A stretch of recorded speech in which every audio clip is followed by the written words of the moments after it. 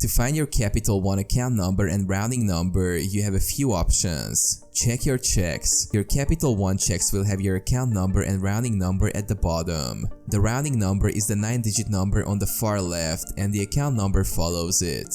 Online banking. Log into your Capital One online banking account. Once logged in, you can usually find your account number on the account summary or account details page. The routing number may also be listed there. Mobile app. If you use the Capital One mobile app, you can typically find your account number and routing number under account settings or details. Customer service. You can call Capital One customer service and the representative can provide you with your account number and routing number. Make sure to have your identification and account details ready for verification. Bank statement. Your monthly bank statement often includes your account number and may have the routing number.